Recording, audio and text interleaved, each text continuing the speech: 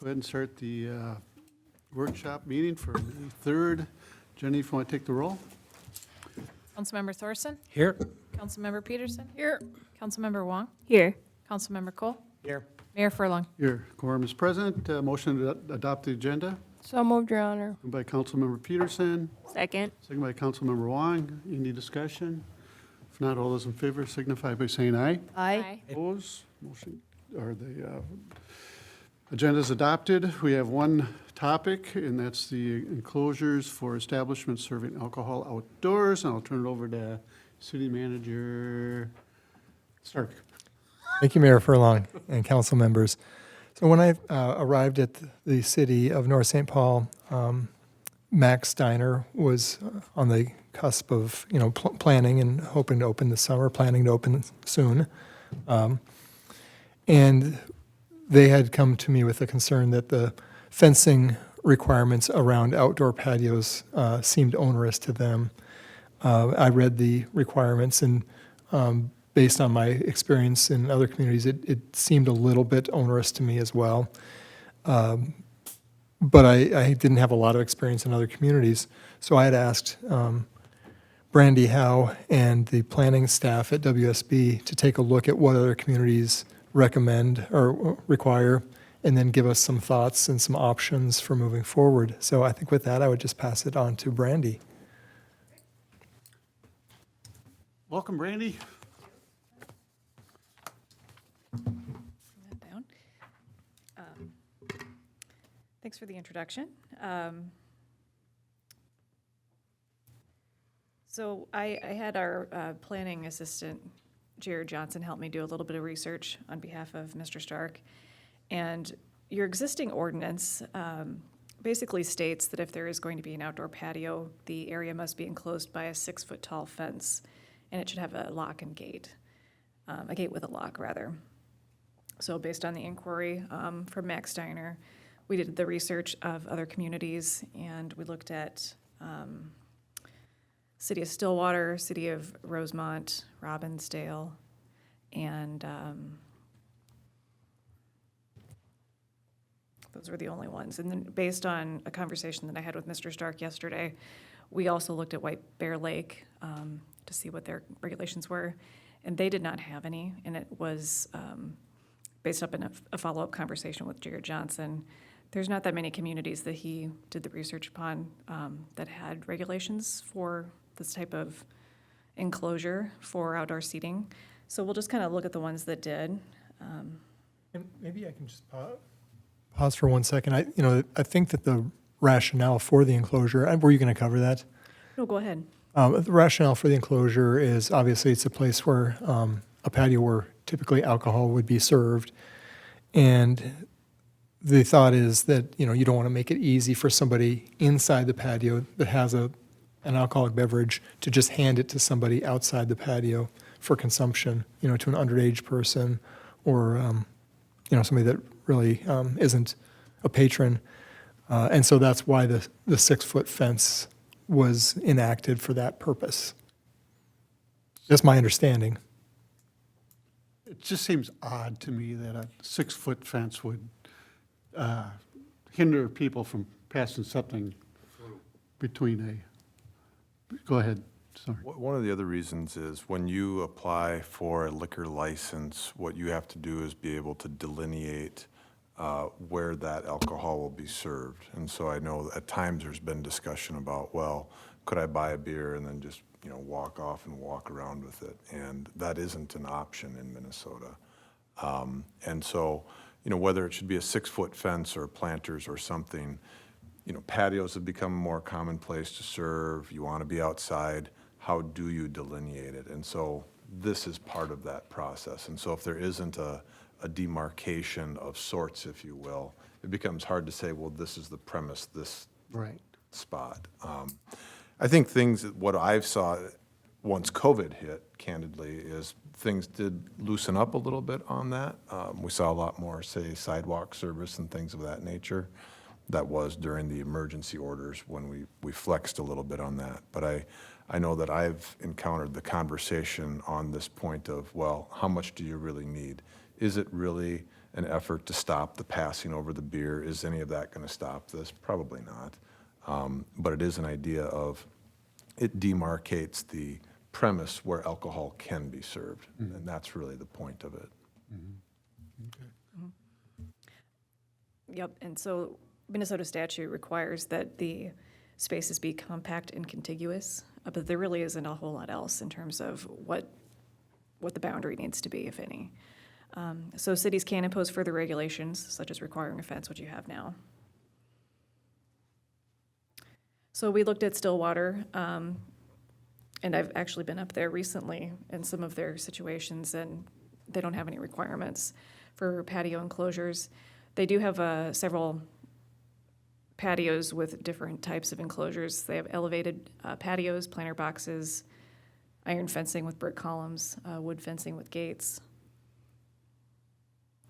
Here's some other examples. Robbinsdale, they require a 3-foot fence. In Rosemont, there's no fence requirement, but if they have one, it has to be wrought iron, so it's more of an aesthetic thing as opposed to keeping the alcohol confined.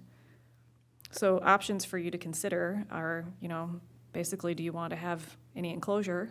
And if you do, what kind? Maybe it's a buffer. You might want to limit height if you do have an enclosure.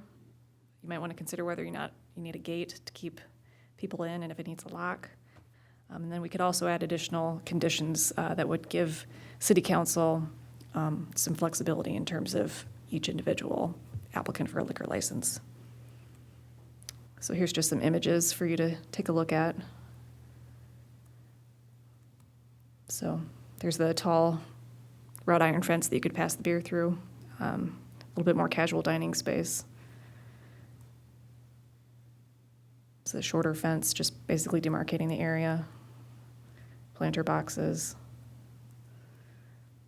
A tall fence, just a different variety, but that doesn't appear to have any enclosure, or a gate, rather. So that is the end of my presentation. Yeah, and I would just add that we asked Police Chief Babenroth if he had concerns. He wasn't able to attend tonight, but he said from a law enforcement perspective, we have not noticed a significant problem with customers purchasing alcoholic beverages and taking the beverages off the business premises or passing alcoholic beverages to non-customers outside of the business patio area. Public safety is not enhanced or reduced by having the 6-foot fence requirement. However, maintaining some type of liquor establishment fence requirement is important to public safety because it provides a structure defining the alcoholic beverage serving area. Lowering the fence to 3 feet is advantageous to public safety because it would allow easier access for any officer or emergency responder to access an incident in the business or patio area. So those were his comments. So to me, it sounds like it's more of a delineation of, make it the area where drinking is allowed.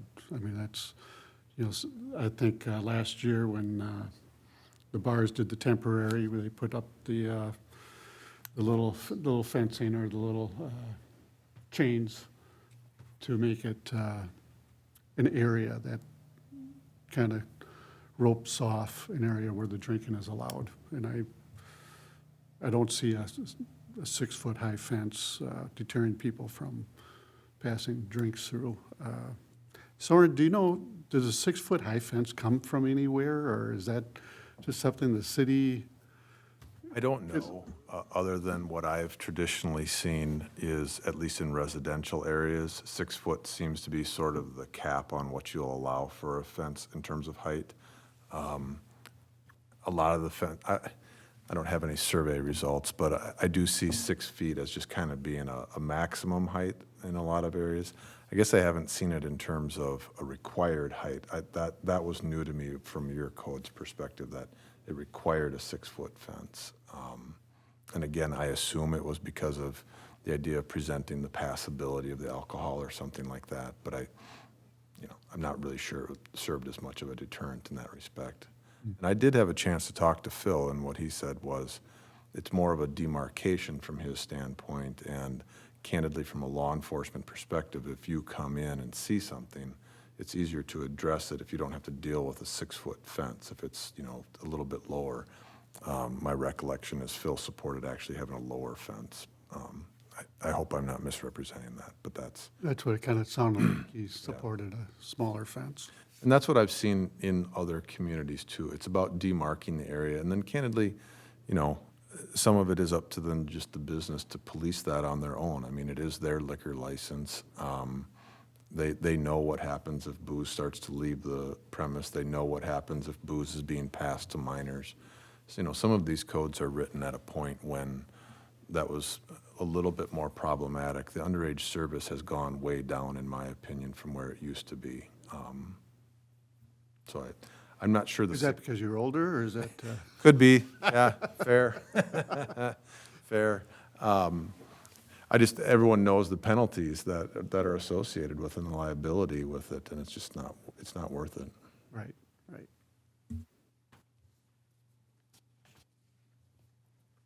Anybody else? Yeah, excuse me.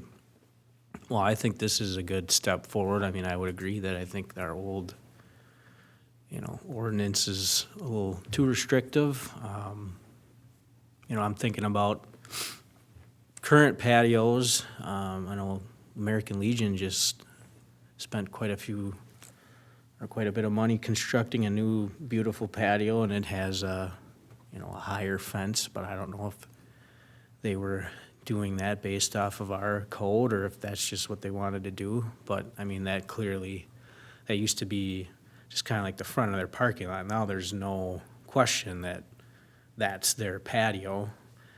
The fact that the fence is higher, I mean, I don't really think it needs to be, but if that was their choice, and if they did that because it was our existing ordinance, and they could have done a shorter fence like the examples that we have, I agree. I don't think that a wrought iron fence that you can easily reach through is preventing people sneaking alcohol through the gate. I don't think that was the intent. But there's Newman's patio, which basically is just a straight fence across. And I think they've, in the past, there was questions or issues about, the beverages or beer being stored in their bar area and how it was locked up. Now, that's probably more of a liquor ordinance deal, but I I mean. think it's more of a security issue for them. But the gate's locked, and when during busy times, they have some, like in the car show, there's usually someone there manning the door, checking IDs or making sure people are leaving their drinks within that area and not walking out. I know there's other establishments in the past that have inquired about patios, VFW, Sidewinders, maybe even the Polar Lounge underneath that kind of, I don't know, it's not like an awning area, but that overhang. And I think in the past they've been told no. Some establishments maybe don't have the area like some of the other places do, but there's a smaller area. So I think, if we can look at making it easier for these establishments to establish some sort of patio area that meets the state guidelines, I'm all supportive of it. Councilmember Peterson? Yeah, I agree with Councilmember Thorson. I don't want them to go into debt, trying to beautify their area. I mean, these are nice examples. I've seen them down in Rochester too, and they're very nice, but I don't know if the establishments have that, I'm sure they can do something, but I hope it's within their means. That's all I have, thanks. Could I offer a suggestion on that line of thought? Those options that were part of the presentation are simply that. You could include a requirement that just simply states you need to have some sort of enclosure. You can do any variety of these. could be a fence even, but a smaller one. And I would imagine that the 6-foot fence requirement, now that you're discussing some of the existing fences in the community, may had to do with the fact that probably they're in the alley or off of Sepulveda, which has that alley feel, as opposed to off of more of the main street, where you would traditionally have a sidewalk cafe, and you certainly wouldn't want a 6-foot fence in that environment. But I think if you're looking for more flexibility, we can find a way to build that into the code without making it too costly for the applicant. Yeah, I think the important thing here is delineation, making it a set patio area. And if they're consistent, or maybe not consistent, I was looking at some of these plantings, I mean, that looks nice. But I think we want to keep it, if the establishments were to use the patio area outside the establishments, I think it should be something that looks nice too for the downtown. Last year we threw picnic tables, and I mean, we're trying to help the bars as fast as we could, and because of the pandemic. But now that's over with, and they're not allowed to do that at this time, because that was a temporary ordinance that we declared during the pandemic. So right now, I think we need to kind of set a standard for the downtown, and I think the Planning Commission kind of looked at that. Maybe Councilmember Wong can touch on that. Sure, yeah. I think Lisa Ritchie has been looking into different options to just present as examples for businesses, and to look at, something that has higher grade, commercial grade, I should say, materials. So in the weather or just through use, that they would be able to maintain, their aesthetic, their function. So I believe that's the direction, but there's not any specifics on, the design features that's going to maintain flexible. Councilmember, are you done? Go ahead. No.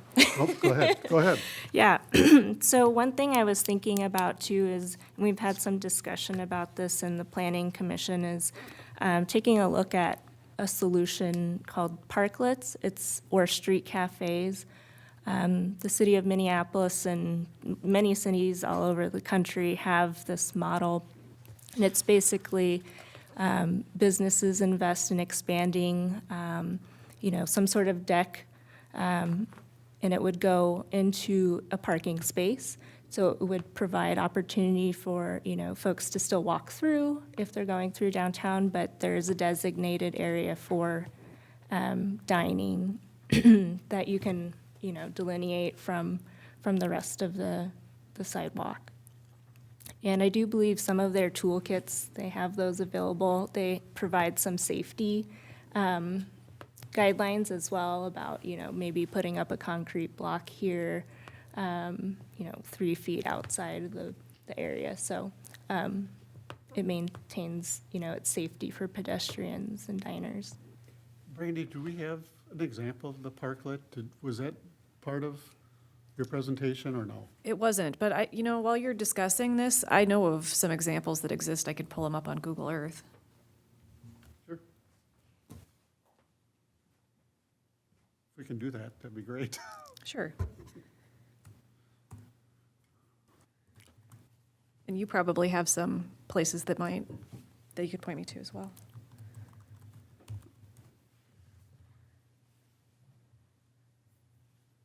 Okay.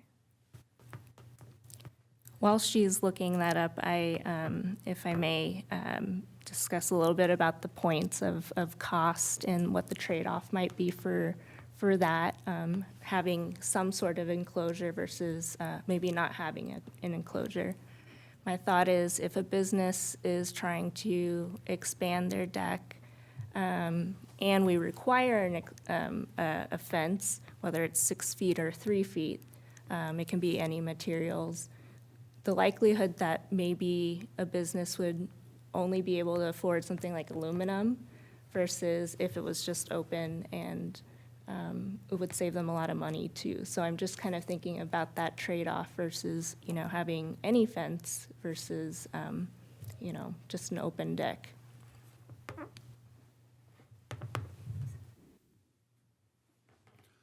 I just pulled up the term. I've seen those on the east side of St. Paul. I think it was on Arcade Avenue. It was sitting outside on a parking spot. And Here's an actual example I've walked by before. This is in Iowa City. Oh, yep.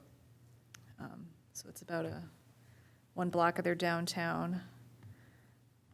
They don't have a ton, I mean, this is a community that is a college town with 30-some thousand students, so there's always an issue with parking, but they decided that this was an important priority to provide outdoor seating. And so that's just an example of what they look like.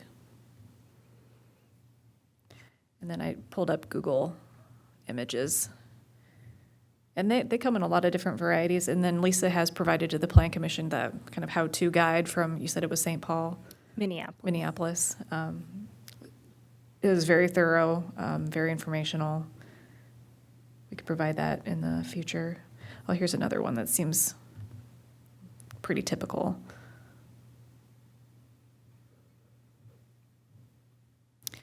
Something else to consider is the ordinance, if you decide to revise it. The regulations don't have to be quite as onerous within the ordinance itself, but the downtown design guidelines, which the Planning Commission intends to update in the near future, might be a place to add those aesthetic components. So the ordinance could be, you need to require something, you need to provide a demarcation of some sorts, but refer to this document for how to implement it.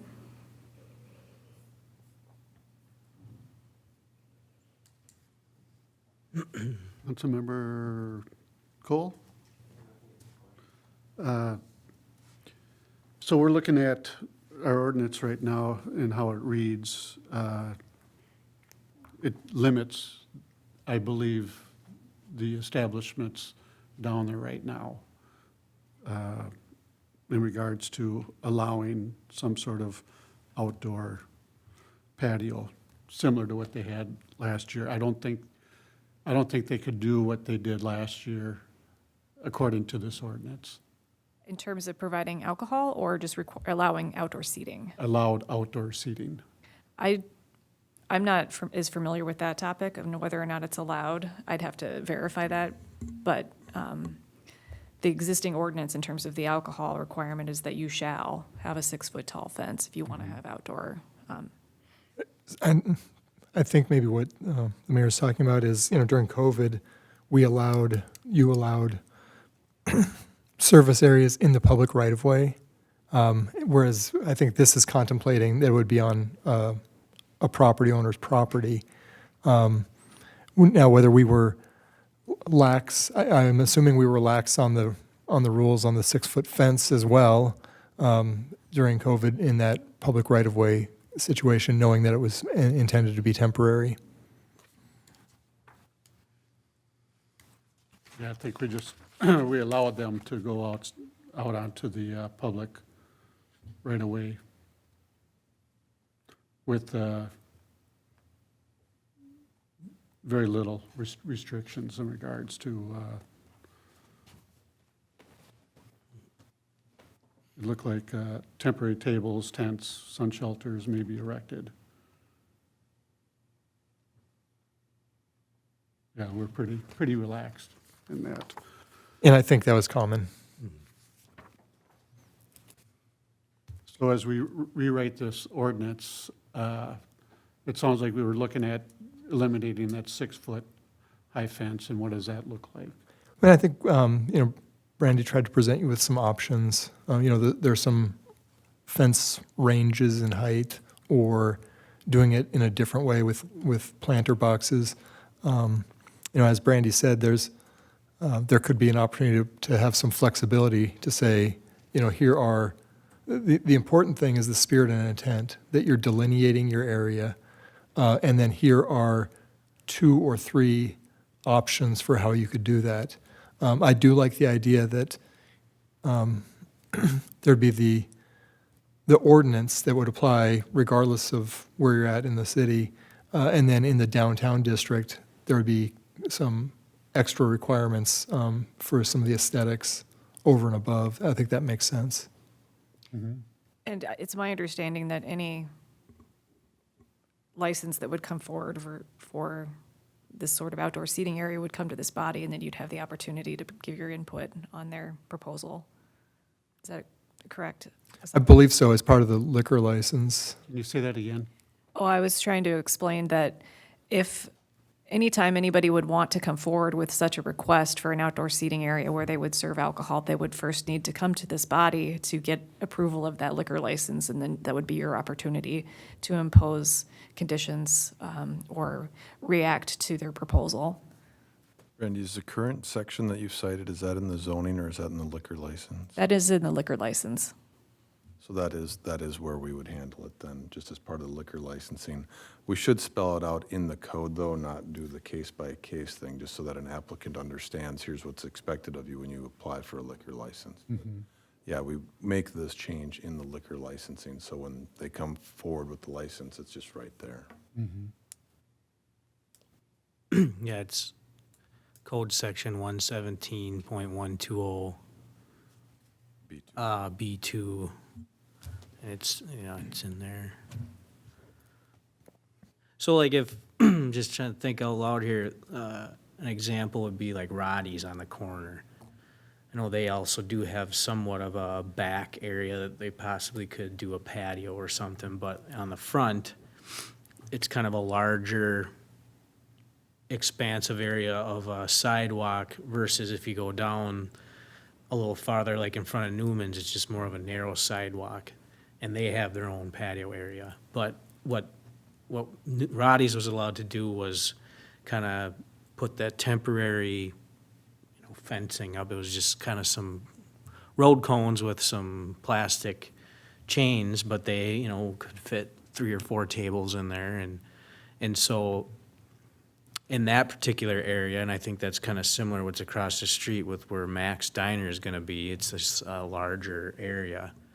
And so if they, is there a way we can write this code that says, if you can come forward to the council and present, an area that meets these qualifications, maybe strike out the height requirement and just highlight that it needs to be, delineated or, and in the case of like Roddy's, where if they want to do something separate, like in the parking stall, they don't have parking stalls right in front of their establishment. It would be, so it wouldn't be contiguous in that sense because it's like 6 or 7 feet away where there's the first angled parking.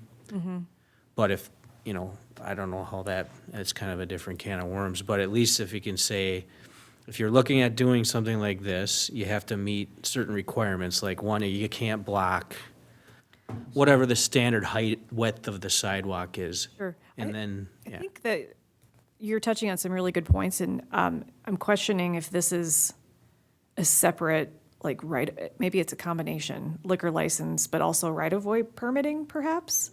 I'm not sure how you would go about authorizing somebody to put a table on the public right-of-way. And then the contiguous part, I'd like to get Soren's opinion on that, and whether or not you're, during COVID, if some of these businesses that were putting patios out, if they are liquor serving establishments and how that has been functioning.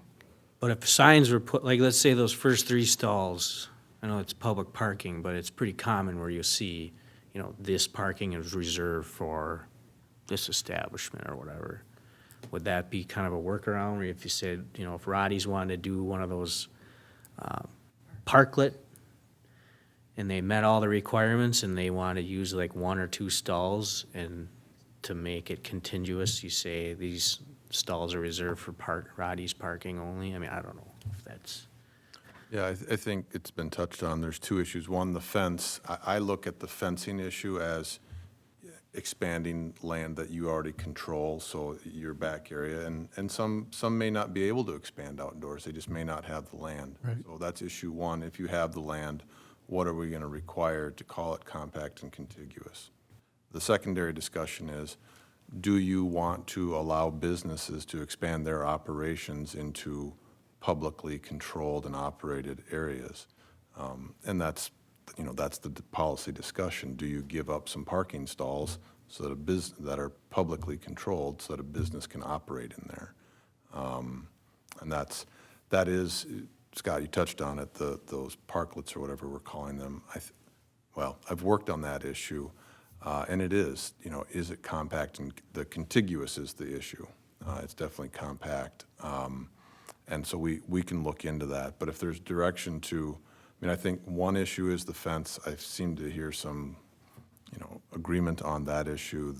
How do we expand operations into a public area? That is something we have to look at. Because if it's just a temporary thing, is it a liquor license amendment? And so we just want to make sure, if we're in support of it, just the process, so we don't over-encumber it. But you are allowing one entity to use a public area at that point for a business consideration, and it's just something to consider.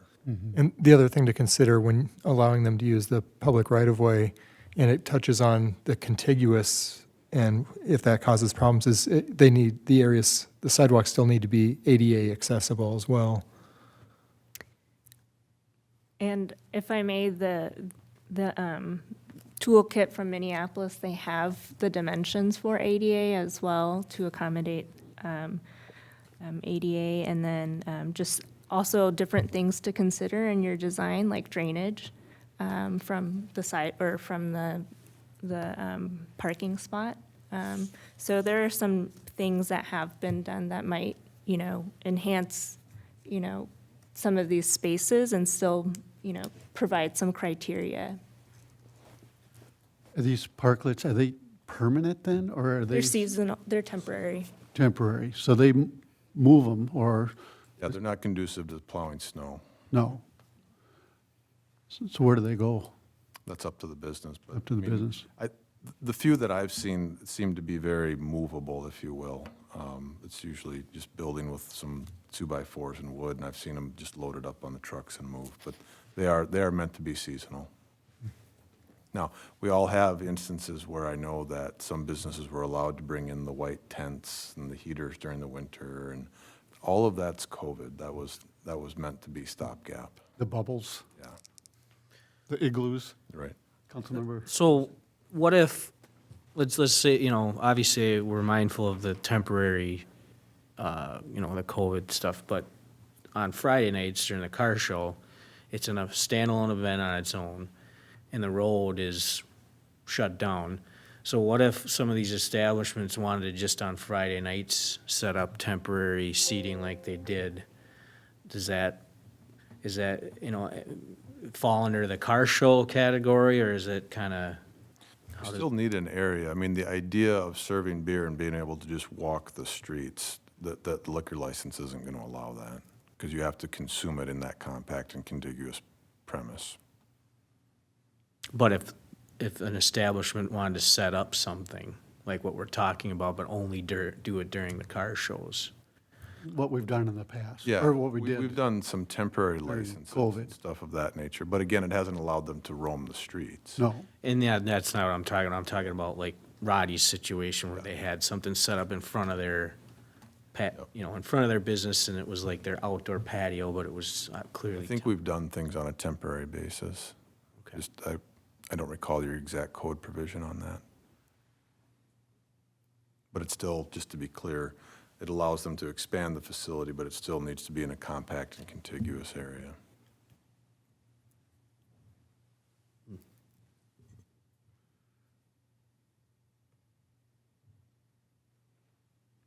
Councilmember Peterson. Throwing a wrench in there. How about those tables and the chairs? Because I've been getting asked about that from that last bar meeting we had. Has that been, Yeah, we discussed it at the planning commission, and I think we decided on more commercial grade materials.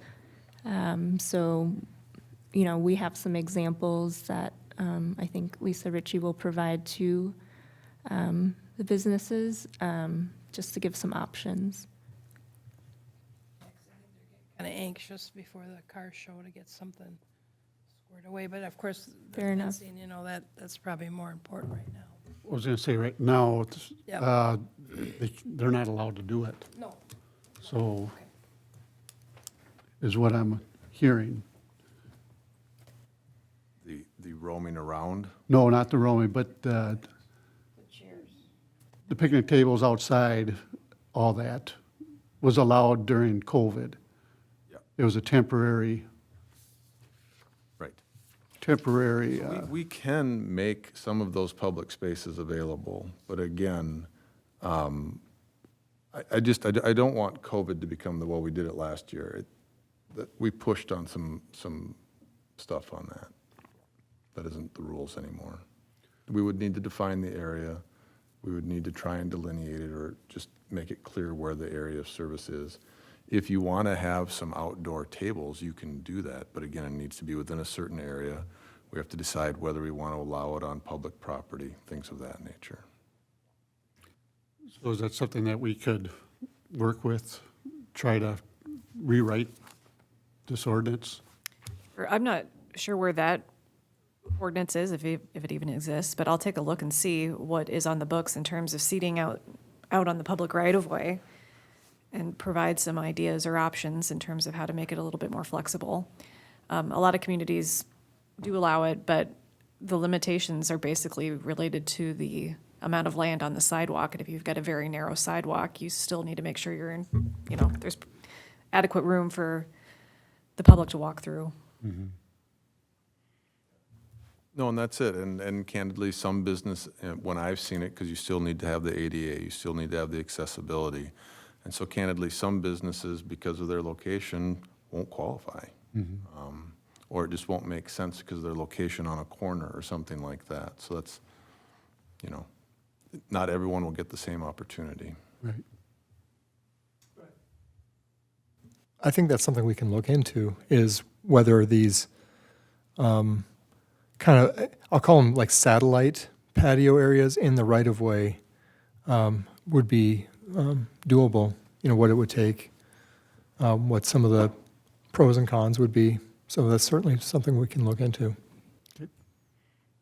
I would add that you're in the process of updating your downtown revitalization plan, and one of the goals is to make it a more lively, walkable downtown environment where you can see people are here. Having a couple of chairs outside of a coffee shop where there's some casual coffee drinking going on is probably not a bad thing. You may not want to have people drinking pints of beer. Maybe you do, I don't know. But yeah, we could take a look and see what the options are.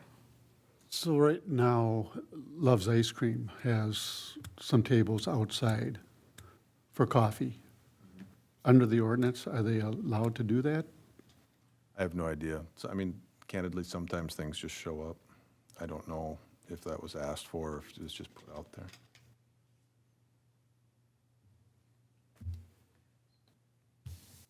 That's why I close my eyes when I walk around.